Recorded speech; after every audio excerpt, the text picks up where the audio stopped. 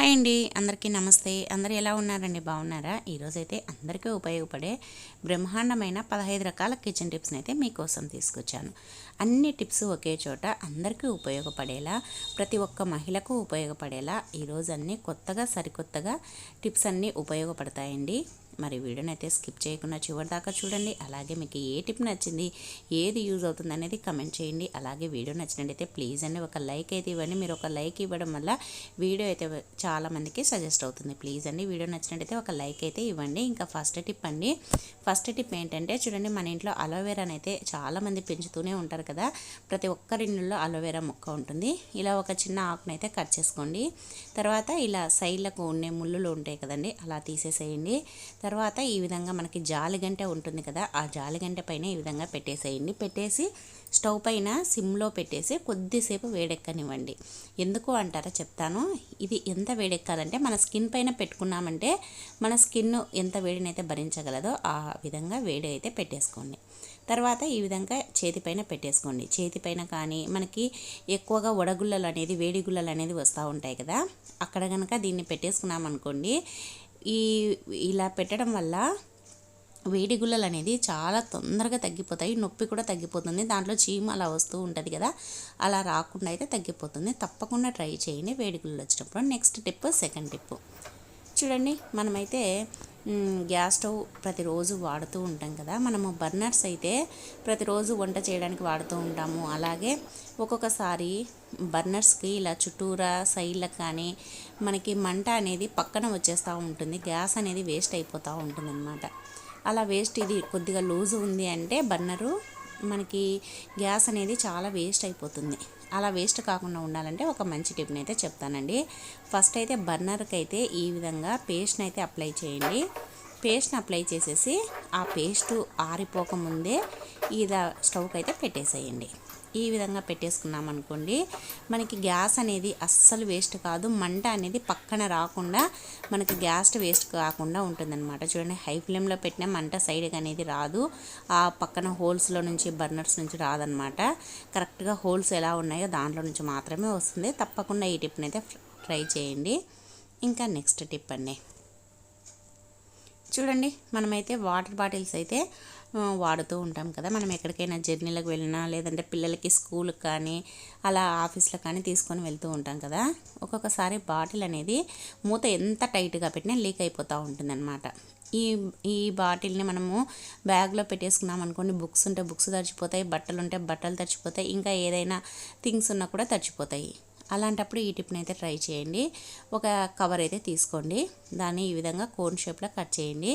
Cut చేసేసి ఇంకా బాటిల్కి అయితే చూడండి, ఈ వీడియోలో చూపిస్తున్నట్లుగా ఇలా కవర్ని తొడిగేసేసి తర్వాత క్యాప్ పెట్టేసేయండి. ఈ విధంగా పెట్టడం వల్ల మనకి ఒక్క చుక్క కూడా వాటర్ అనేది లీక్ కావన్నమాట. మనం ఇంకా బ్యాగ్లో ఎక్కడ పెట్టుకున్నా, ఏ ప్లేస్లో పెట్టుకున్నా కూడా వాటర్ అనేది ఒక్క చుక్క కూడా పడకుండా ఉంటుంది. చాలా బాగా యూజ్ అవుతుందండి. ఎందుకంటే పిల్లలకి మనకు లంచ్ బాక్స్ కానీ ఆఫీస్లకు వెళ్ళేటప్పుడు కానీ వాడుతూ ఉంటాం కాబట్టి ఈ టిప్ని అయితే ఫాలో కండి. నెక్స్ట్ టిప్ అండి.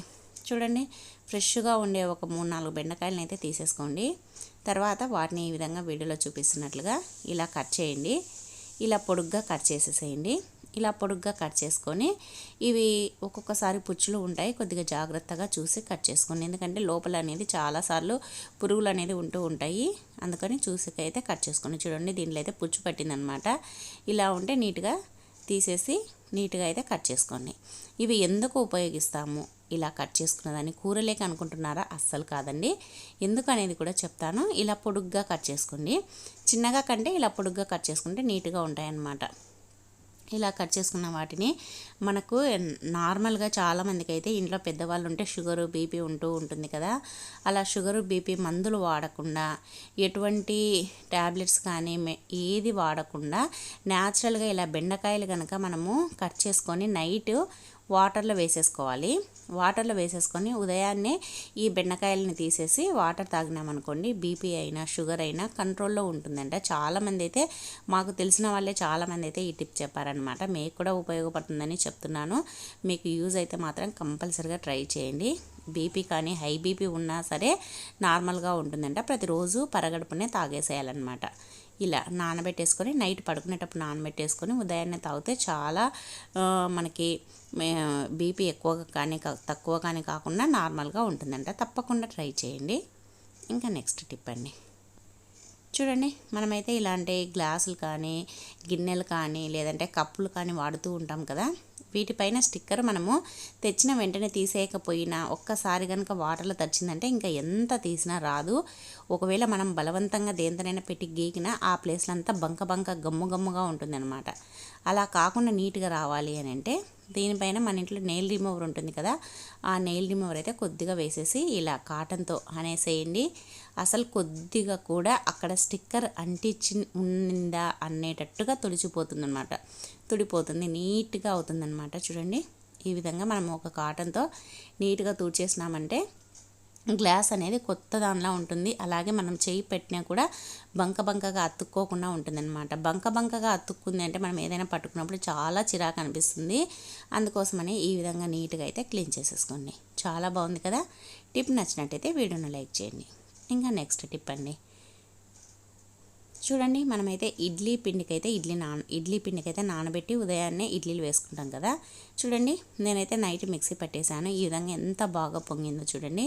ఇలా బాగా పొంగాలి అని అంటే కరెక్ట్ రేషియో వచ్చేసి 3 కప్పుల ఇడ్లీ రవ్వ వేసుకున్నామంటే 1 కప్పు మినపప్పు వేసుకొని మినపప్పును అవి నానబెట్టేసి తర్వాత నైట్ అయితే ఇలా రుబ్బి పెట్టుకుంటాం కదా. ఉదయం ఇడ్లీలు వేసేటప్పుడు కొద్దిగా వంట సోడా కొద్దిగా ఉప్పు వేసేసుకొని పెట్టేసుకోండి. తర్వాత మనం ఇడ్లీ ప్లేట్లోకి చాలామంది అయితే ఆయిల్ కానీ నెయ్యి కానీ రాస్తూ ఉంటారు. అలా మనము ఇడ్లీ అంటేనే ఇంకా ఆయిల్ లేకుండా తినాలి కదా, అందుకోసం అనేసి ఇడ్లీలు అతుక్కోకుండా రావాలి అని అంటే ఈ ఇడ్లీ ప్లేట్లని ఒక్కసారి సింక్ కింద పెట్టేసి కొద్దిగా తడి ఉండేటట్టు, లేదంటే మనకి ఇలా చూడండి ఇలా మధ్యలో మనము తడి చేసేసుకున్నాం అనుకోండి, ఎటువంటి ఆయిల్ పుయ్యాల్సిన అవసరం లేకుండా ఇడ్లీ పిండి వేసేసుకున్నామంటే సరిపోతుంది. అస్సలు అతుక్కోవన్నమాట, చాలా నీట్గా వస్తాయి ఇడ్లీలు అనేది. తప్పకుండా ఈ టిప్ని అయితే ట్రై చేయండి. అసలు ఇడ్లీలు అనేది ప్లేట్కి అంటుకోకుండా నీట్గా వస్తాయి. చూడండి ఇలా పెట్టేసుకొని ఇంకా ఇడ్లీ కుక్కర్లో అయితే పెట్టేసుకోవాలన్నమాట. అలాగే మనము స్టవ్ పైన పెట్టిన తర్వాత 10 నిమిషాలు హై ఫ్లేమ్లో పెట్టేసుకొని తర్వాత కొద్దిసేపు 5 నిమిషాలు సిమ్లో పెట్టేసుకొని ఉడికించుకోవాలి ఇడ్లీలు. అలా ఉడికించుకోవడం వల్ల ఇడ్లీలు అనేది చాలా నీట్గా చాలా స్మూత్గా లోపల కూడా బాగా ఉడికి నీట్గా ఉంటాయన్నమాట. తప్పకుండా ఇలా అయితే చేయండి. ఇంకా నెక్స్ట్ టిప్ అండి, 7th టిప్. చూడండి మనమైతే కారం పొడి పట్టిస్తాం కదా, కారం పొడి పట్టించిన తర్వాత కారం పొడి అలానే పెట్టేసినాం అనుకోండి కలర్ అనేది చేంజ్ అయిపోతుంది. అలాగే పురుగు కూడా పడుతుంది. మనకి పురుగు పట్టకూడదు, కలర్ చేంజ్ కాకూడదు అంటే ఈ టిప్ని అయితే ట్రై చేయండి. ఎప్పుడైనా సరే మనము కారం పొడి ఉండే డబ్బాని ఇలా ట్యాప్ చేయాలన్నమాట. ఎందుకంటే మధ్యలో ఎయిర్ గ్యాప్ లేకుండా నీట్గా వస్తుంది, ఎక్కడ ఎయిర్ గ్యాప్ అనేది ఉండదన్నమాట. ఇలా చేసిన తర్వాత స్పూన్ తోటి ఈ విధంగా బాగా ఒత్తండి. ఇలా ఒత్తడం వల్ల మనకి కారం పొడి అనేది నీట్గా ఉంటుంది, అలాగే నల్లబడకుండా ఉంటుంది, ఎయిర్ గ్యాప్ లేకుండా ఉండడం వల్ల పురుగు పట్టకుండా నీట్గా ఉంటుంది. తప్పకుండా ఈ టిప్ని అయితే ట్రై చేయండి. ఇంకా నెక్స్ట్ టిప్ అండి, 8th టిప్. చూడండి మనమైతే పల్లీలు అయితే తెచ్చుకుంటాం కదా, మనం పల్లీలు తెచ్చుకున్నప్పుడు పల్లీలను అలానే పెట్టేసినామనుకోండి తొందరగా పురుగు పడుతుంది. అలా కాకుండా మనం డబ్బాలో పోసి పెట్టుకుంటూ ఉంటాము. ఒకవేళ డబ్బాలో పోసి పెట్టుకోకుండా మనం దీంట్లోనే కొన్ని వాడుకొని అలానే పెట్టేసినామనుకోండి పురుగు పట్టకుండా ఉండాలి అని అంటే ఈ టిప్ని అయితే ఫాలో కండి. ఏం లేదండి, మనం పల్లీలు ఉండే కవర్లో వెల్లుల్లిపాయ ఉంటుంది కదండి, వెల్లుల్లిపాయలు మొత్తం పాయలన్నీ తీసేసేయండి. పాయలన్నీ తీసేసిన తర్వాత మధ్యలో ఇలా ఉంటుంది కదా, దీన్ని ఒక్కదాన్ని ఇలా స్టిక్ మాదిరి ఉంటుంది కదా, దాన్ని ఇంకొక వెల్లుల్లిపాయని అయితే ఉన్ని చేసుకొని మనము ఈ కవర్లో అయితే వేసేసేయండి. ఇలా కవర్లో పల్లీల కవర్లో వేయడం వల్ల మనం కవర్లో ఉన్నా కూడా పురుగు అనేది పట్టదనమాట. అలాగే మనకి దాని ఘాటుకు మనకి చీమలు కూడా పట్టవు. చూడండి ఈ విధంగా పెట్టేసేసి తర్వాత ఒక టిక్ పిన్ను కానీ లేదంటే బట్టలకు పెట్టే క్లిబ్బులు ఉంటాయి కదా, అదైనా పెట్టేసుకోండి. మనకి డబ్బాలో పోసుకోలేనప్పుడు లేకుంటే డబ్బాలు సరిపోయి లేనప్పుడు ఈ టిప్ని అయితే ఫాలో కండి, చాలా బాగా ఉపయోగపడుతుంది. అలాగే టిప్ నచ్చినట్టయితే వీడియోని లైక్ చేయండి. అలాగే మీకు ఏ టిప్ నచ్చిందనేది కింద కమెంట్ బాక్స్లో కమెంట్ చేయండి. ఇంకా నెక్స్ట్ టిప్ అండి, నెక్స్ట్ టిప్ అండి, 9th టిప్. చూడండి, మనమైతే దువ్వెనలు కొత్తవి తెచ్చుకుంటాం కదా. కొత్తవి తెచ్చుకున్నప్పుడు మనం తల దూకున్నాం అనుకోండి, ఇవి కొద్దిగా షార్ప్గా ఉండడం వల్ల ఒక్కొక్కసారి స్కిన్ అనేది లేచి నొప్పి తీస్తూ ఉంటుంది, లేదంటే మంట తీస్తూ ఉంటుంది. అలాంటప్పుడు దువ్వెనలు మనం అలానే దూకోకుండా మనం స్టవ్ పైన అయితే ఒక పెన్నెం పెట్టేసేయండి. పెన్నెం హీట్ ఎక్కనివ్వండి. బాగా వేడెక్కిన తర్వాత ఈ దువ్వెన ఉంది కదా, ఆ దువ్వెన ఇలా కొద్దిగా ఇలా రుద్దినట్లుగా అనేసేయండి. ఇలా అనడం వల్ల దువ్వెన అనేది షార్ప్నెస్ పోయి ముద్దుగా అయిపోతుంది అనమాట. మనం ఇంకా ఇలా ఒక్క నిమిషం రుద్దేసినామంటే నీట్గా అయిపోతుంది, ఎక్కడ షార్ప్గా లేకుండా అయిపోతుంది అనమాట. తప్పకుండా ఇలా చేయండి. ఇంకా మనకి తలకు ఇవి గీక్కుంటుంది అనే టెన్షనే ఉండదు. తప్పకుండా ఈ టిప్ని అయితే ఫాలో కండి. ఇంకా నెక్స్ట్ టిప్ అండి. నెక్స్ట్ టిప్ ఏంటంటే, చూడండి, మనమైతే చపాతీ కానీ పూరి కానీ పిండి కలుపుతూ ఉంటాము. పిండి కలిపేటప్పుడు ఇలా పిండి వేసేసుకొని తర్వాత ఉప్పు వేసేసుకొని వాటర్ వేస్తాము. మనము పొరపాటున కనుక కొద్దిగా వాటర్ ఎక్కువగా వేసినామనుకోండి, ఇంకా పిండి అనేది ఎక్కువ లూజ్గా అయిపోతుంది. అలాగే మనము పిండి మనకి చపాతీ కానీ పూరి కానీ అయ్యేటంతనే ఉండి కొద్దిగానే మిగిలి ఉంటుంది రుద్దుకోవడానికి. అలాంటప్పుడు మళ్ళీ మనం దాన్ని బయటికి వెళ్ళి షాప్కి వెళ్ళి పిండి తెచ్చుకోవాల్సిన పని లేకుండా, ఒకవేళ పొరపాటున ఇలా లూజ్గా అయిందంటే ఈ టిప్ని అయితే ఫాలో కండి. మీకు కూడా నేను కూడా ఇలానే ఒకసారి చేశాను అనమాట. ఇంకా మీకు కూడా ఉపయోగపడుతుందని షేర్ చేస్తున్నాను. చూడండి, ఇలా లూజ్గా అయిపోయినప్పుడు టెన్షన్ పడాల్సిన అవసరమే లేదు. ఇంకా మళ్ళీ వెళ్ళి పిండి తెచ్చుకోవాలి అంటే ఇంట్లో ఎవరో ఒకటి తెచ్చిచ్చే వాళ్ళు కూడా ఉండాలి కదా. అలా టెన్షన్ పడాల్సిన అవసరం లేకుండా ఏం చేయాలంటే, ఒక కుక్కర్ అయితే తీసేసుకోండి. ఎలాగో పిండిలో కొద్దిగా ఆయిల్ కలుపుతాం కాబట్టి అదే 1 స్పూన్ ఆయిల్ని ఈ కుక్కర్లో అయితే వేసేసేయండి. ఈ విధంగా వేసేసి తర్వాత దీన్ని అయితే స్టవ్ పైన పెట్టేసుకోవాలి. కుక్కర్ని పెట్టేసేసుకొని కుక్కర్ కొద్దిగా హీట్ ఎక్కుతూ ఉన్నప్పుడే మనం ఇలా పిండి జోరుగా అయింది కదా, ఆ పిండిని అయితే ఈ చపాతీ పిండిని దీంట్లోకి అయితే వేసేసుకోండి. ఇంత లూజ్గా ఉండే పిండి మనం పూరి చేయాలన్నా చపాతీ చేయాలన్నా దేనికే పనికిరాదు. చేసుకోవాలంటే బోండాలు అలా మాత్రమే చేసుకోవడానికి పనికి వస్తుందన్నమాట. ఇంకా దేనికి పనికిరాదు. కాబట్టి ఈ విధంగా స్టవ్ పైన పెట్టి ఈ విధంగా ఒక్క నిమిషం వేడి చేసామనుకోండి, ఆ హీట్కే పిండి అనేది గట్టి పడిపోతుంది అనమాట. చూడండి, ఈ విధంగా అయిపోతుంది. ఇలా అయిపోయిన దాన్ని ఇలా 1 నిమిషం వేడి చేసేసి, అందుకనే కలుపుతూ ఉండాలన్నమాట మాడకుండా. ఇలా 1 నిమిషం వేడి చేసేసి తర్వాత అయితే పిండిని తీసేసుకోండి. ఇంకా పిండిని కొద్దిగా చల్లారనివ్వండి. చల్లారిన తర్వాత ఇప్పుడైతే ఇంకా మనం చపాతీలు చేసుకోవాలన్నా పూరి చేసుకోవాలన్నా ఏది చేసుకోవాలన్నా పిండి కరెక్ట్గా సరిపోయి ఉంటుందన్నమాట. నేనైతే ఫస్ట్ కలిపిన గిన్నెలోనే వేసేసాను. ఇప్పుడైతే దీన్ని కొద్దిగా బాగా ఇలా మెత్తగా చేయండి. ఇలా చేసేసినామంటే మనకు కరెక్ట్గా సరిపోతుందన్నమాట. ఇప్పుడు మీరు ఏదైనా చేసుకోవచ్చు, చపాతీ అయినా పూరి అయినా ఏదైనా చేసేసుకోవచ్చు. చూడండి ఎంత స్మూత్గా అయిందో. మనం నార్మల్గా కలిపిన పిండి కంటే ఈ విధంగా కలిపిన పిండి అయితే చాలా స్మూత్గా చాలా సాఫ్ట్గా వస్తుందన్నమాట. ఇలా తీయంగానే అలా కట్ అయిపోతుందన్నమాట ఆ ముద్దలో నుంచి. చూడండి ఎంత స్మూత్గా ఉందో పిండి. మనం నార్మల్గా కలిపి 1 గంట నానబెడితే ఎంత స్మూత్గా అవుతుందో అంత స్మూత్గా అవుతుందన్నమాట ఇలా వేడి పెట్టడం వల్ల. నేను ఇంకా ఫస్ట్ అయితే ఇలానే పిండి లూజ్గా అయిపోయింది, ఇంకా ఏంటి ఎలా చేయాలి అని ఆలోచించాను. తర్వాత ఈ టిప్ అయితే నాకు అనిపించింది ఇలా చేద్దామనేసి అలా చేశాను అనమాట. ఇంకా మీకు కూడా ఉపయోగపడుతుందని షేర్ చేస్తున్నాను. ఇలా అయితే చేసుకున్నాం అనుకోండి, మనకు పిండి వేస్ట్ కాకుండా ఉంటుంది. మనకు అప్పటికప్పుడు చపాతీలు కానీ పూరీలు కానీ చేసేసుకోవచ్చు. చూడండి, ఇలా కలిపిన పిండిని అయితే మనం వెంటనే నానబెట్టాల్సిన అవసరమే లేదు. ఇంకా వెంటనే రుద్దేసుకోవచ్చు అనమాట. రుద్దడానికి కూడా చాలా ఈజీగానే వచ్చేస్తుంది అనమాట. మనం ఎక్కువ అతుక్కుంటుందేమో అని టెన్షన్ పడాల్సిన అవసరం లేదు. మనం పిండి వేసుకుంటూ రుద్దేసుకోవచ్చు. చూడండి ఎంత నీట్గా వచ్చేస్తున్నాయో.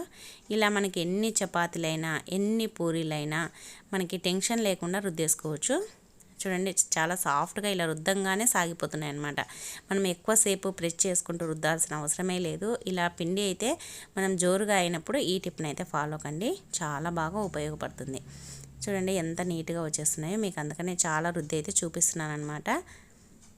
ఇలా అయితే రుద్దేసుకోండి, ఇంకా టెన్షన్ లేకుండా ఉంటుంది. తప్పకుండా ఈ టిప్ని అయితే ఫాలో కండి. అలాగే టిప్స్ నచ్చినట్టయితే వీడియోను లైక్ చేయండి. అలాగే మీకు టిప్స్లో ఏ టిప్ నచ్చింది, మీకు ఏది యూజ్ అవుతుంది అనేది కమెంట్ బాక్స్లో కమెంట్ చేయండి.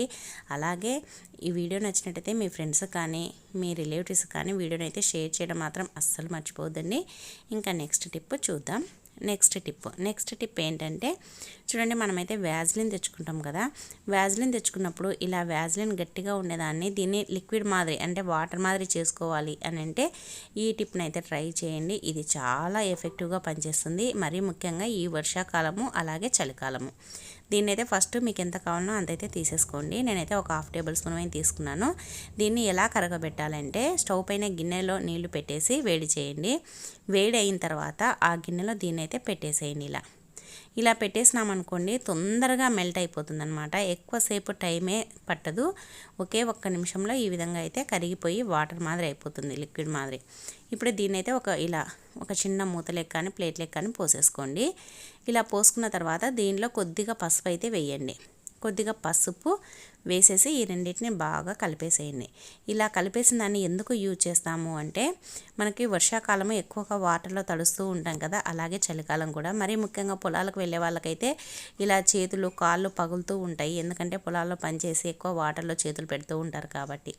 అప్పుడు ఇలా కనుక మనం నైట్ భోజనం చేసిన తర్వాత పడుకునేటప్పుడు ఈ విధంగా కనుక మనం రుద్దేసుకున్నామనుకోండి చాలా నీట్గా ఉంటుంది. అలాగే చాలా తొందరగా తగ్గిపోతుంది అనమాట. ఎటువంటి మందులు వాడాల్సిన అవసరం లేకుండా, ఆయింట్మెంట్లు వాడాల్సిన అవసరం లేకుండా నీట్గా తొందరగా తగ్గించేసుకోవచ్చు. తప్పకుండా ట్రై చేయండి.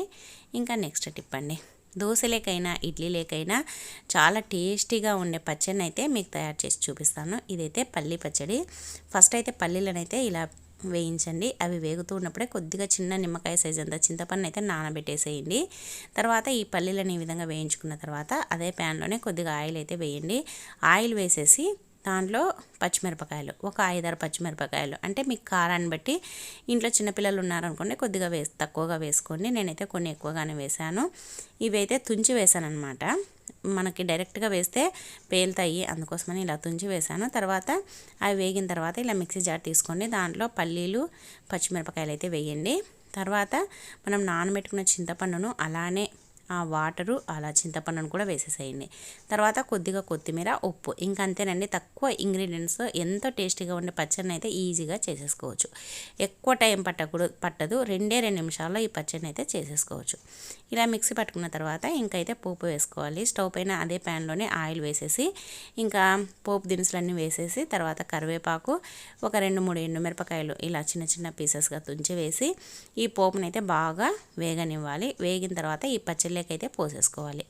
అంతేనండి, ఎంతో టేస్టీగా ఉండే పల్లి పచ్చడి అయితే రెడీ అయిపోయింది. ఇది మీరు ఉప్మాలోకి తిన్నా చాలా బాగుంటుంది, దోశలోకి తిన్నా, ఇడ్లీలోకి తిన్నా సూపర్ కాంబినేషన్ అనమాట. పొంగల్లోకైనా బాగుంటుంది, దేంట్లోకైనా సూపర్గా ఉంటుంది. చూడండి, ఈ విధంగా ఇడ్లీలోకి కనుక వేసుకొని తిన్నామంటే ఇంకా సూపర్ అండి. మనకి రెస్టారెంట్ స్టైల్లో క్షణాల్లో అయితే పచ్చడిని అయితే చేసేసుకోవచ్చు. ఇంకా నెక్స్ట్ టిప్ అండి. నెక్స్ట్ టిప్ ఏంటంటే ఫస్ట్ అయితే ఒక గ్లాస్లో వాటర్ అయితే తీసేసుకోండి. వాటర్ తీసుకున్న తర్వాత ఆ వాటర్లో ఒక 4-5 కర్పూరం బిళ్ళలు అయితే వేయండి. ఈ విధంగా ఒక 4-5 కర్పూరం బిళ్ళలు అయితే వేయండి. ఇవి వాటర్లో వేసిన తర్వాత తొందరగా కరగవన్నమాట.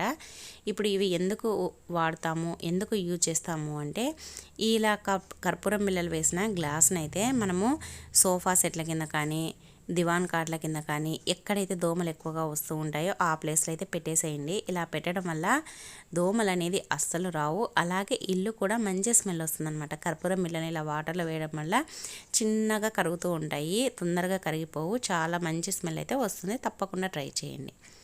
ఇంకా నెక్స్ట్ టిప్ అండి, లాస్ట్ టిప్. చూడండి, మనమైతే అరటిపండు తెచ్చుకుంటాం కదా, అరటిపళ్ళు తెచ్చుకున్న తర్వాత అరటిపళ్ళు ఎక్కువగా మాగిన తర్వాత మనం పక్కన, అంటే మాగిపోయింది ఇంకా తినలేమని పక్కన పెట్టేస్తూ ఉంటాము. ఇదైతే ఇంకా ఎక్కువగా మాగలేదండి. బాగా మాగిన పళ్ళని అయితే తీసేసుకోండి. ఒక అరటిపండును దాన్ని ఇలా ఒక 4-5 పీసెస్ అయితే ఇలా స్పూన్తో కానీ చాక్తో కానీ తీసుకోండి. తీసుకున్న తర్వాత దీన్ని బాగా స్మాష్ చేయండి. అదే ఇది కొద్దిగా గట్టిగా ఉంది కాబట్టి మెత్తగా చేయాలన్నమాట. మెత్తదైతే కనుక ఒక అలా అనగానే మెత్తగా అయిపోతుంది. ఇలా బాగా మెత్తగా పేస్ట్ మాదిరి అయితే చేసేసుకోండి. దీంట్లో ఇలా చేసుకున్న తర్వాత 1 టేబుల్ స్పూన్ పచ్చి పాలు, అంటే మనకు కాంచకుండా ఉంటాయి కదండి, ఆ పాలు అయితే పోయండి. ఆ పాలను పోసిన తర్వాత దాంట్లోనే కొద్దిగా పసుపు, ఒక 1/2 టేబుల్ స్పూన్ పసుపు వేసేసి ఈ మూడింటిని బాగా కలపండి. అరటిపండు గుజ్జును, పాలని, తర్వాత పసుపుని, ఈ మూడింటిని బాగా కలిపేసేసి ఇప్పుడు దీన్ని మన ఫేస్ కనుక అప్లై చేసుకున్నాం అనుకోండి, మనకి ఒక్కొక్కసారి ఫేస్ అనేది గ్లో అనేది తగ్గిపోతుంది అనమాట. అలాంటప్పుడు ఇలా కనుక చేసుకున్నాం అనుకోండి చాలా గ్లో వస్తుంది. అలాగే ఒక్కొక్కసారి ఫేస్ పైన పింపుల్స్ అనేది వచ్చి చీమ్ పడతా ఉంటాయి. అలాంటప్పుడు కూడా దీన్ని అప్లై చేసుకున్నాం అనుకోండి, ఫేస్ అనేది అలా చీమ్ పట్టకుండా నీట్గా ఉంటుంది. తప్పకుండా ఈ టిప్స్ని అయితే ఫాలో కండి. అలాగే ఈరోజు టిప్స్లో మీకు ఏ టిప్ నచ్చిందనేది కింద కమెంట్ బాక్స్లో కమెంట్ చేయండి. ఈ వీడియో చూసినందుకు థ్యాంక్ యూ అండి. Thank you for watching. మరి ఒక వీడియోతో మళ్ళీ కలుద్దాం. అంతవరకు అందరికీ బాయ్ అండి.